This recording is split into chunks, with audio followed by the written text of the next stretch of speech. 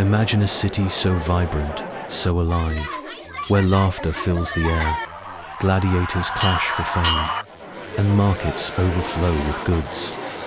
It's a morning like any other, until the sky turns black, thunder shakes the earth, and the world itself seems to end. But this isn't a myth or legend. This is Pompeii, the Roman city instantly frozen in time by the unstoppable power of Vesuvius. What really happened on that final August day in 79 AD? How did its citizens live through and often die in those harrowing last hours? Today, we tell Pompeii's story through the eyes of those who were there, blending ancient eyewitness accounts, stunning archaeology, and the haunting voices of a lost civilization. Welcome to the ultimate story of life, death, and discovery beneath the shadow of the volcano. Before tragedy, Pompeii was anything but ordinary. Nestled near the sparkling bay of Naples, it was a wealthy Roman city home to around 12,000 people. Streets bustled with travelers and merchants. BS, restaurants, and brothel entertained all classes. Grand villas and humble homes alike enjoyed running water thanks to Roman engineering.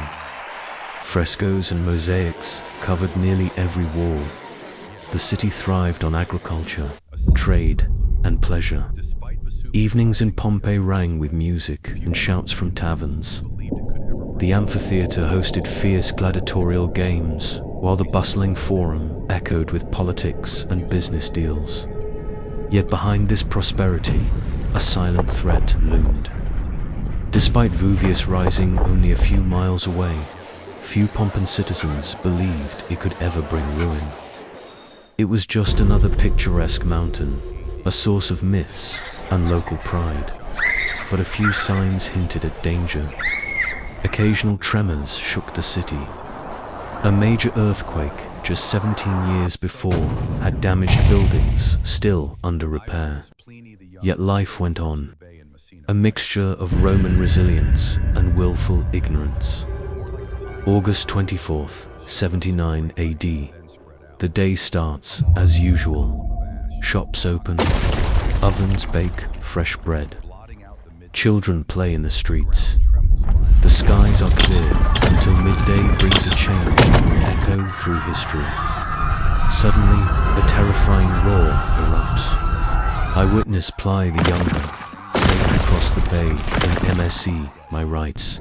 A cloud of unusual size and appearance, more like a pine tree than any other, shot up to a great height, then spread out. A monstrous column of ash, rock, and fiery pumice burst from the Vesuvius, blotting out the midday sun. The ground trembles violently in the city. Chaos erupts. Some think the gods are angry. Others believe the world is ending. Streets fill with panicked crowds. Roof tiles and stones rain from the sky, shattering everything they strike. Many run to the harbor, desperate for escape by boat. Others barricade themselves indoors, trusting Roman walls to withstand what's coming. Ply writes of the darkness. It was not the blackness of a moonless or cloudy night, but of a room when it is shut up and all the lights are out. Visibility disappears. Air fills with choking ash. People cover their mouths with cloths, trying to breathe.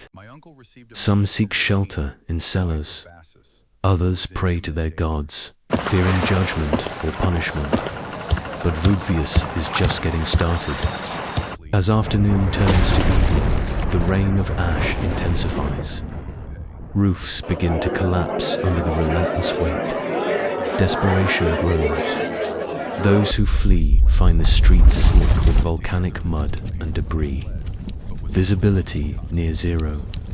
We know of an extraordinary eyewitness, Ply the Elder, commander of the Roman fleet and uncle of Ply the Younger.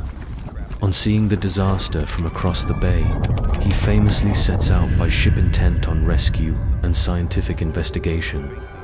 His nephew records, "My uncle received a message from Ractina. wife of Basis, who was in imminent danger. He launched the galleys at once, brave in the face of danger.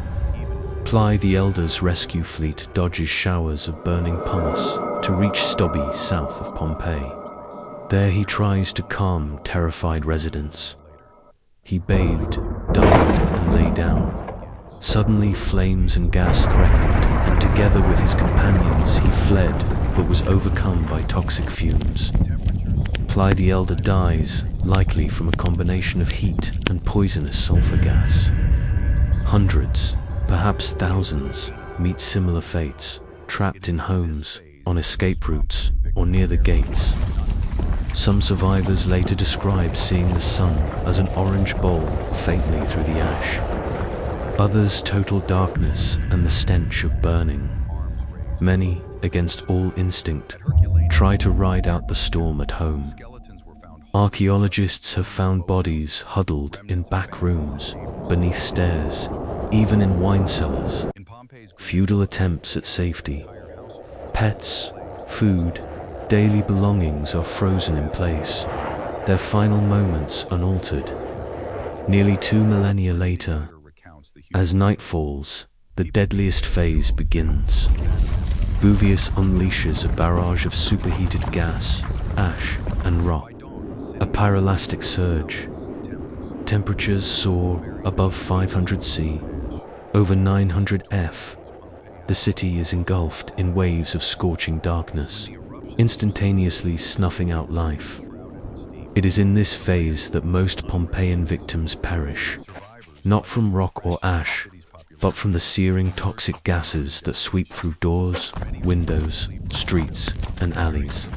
Many die instantly, their bodies preserved in midaction, arms raised or huddled for protection. At Herculaneum, a nearby town, skeletons were found holding each other in stone boathouses, remnants of families and neighbors seeking any refuge from the deadly clouds. In Pompeii's grand villas, the cast of entire households, including slaves and masters alike, have been unearthed. Evidence that in the face of the volcano, social class made little difference. Plenty, the younger, recounts the human terror. People bewailed their own fate or that of their relatives, and there were some who prayed for death in their terror of dying. By dawn, the city is silent. Houses, temples, forums, all buried beneath meters of pumice and ash. For some 20 hours, Pompeii has gone from bustling city to a tomb.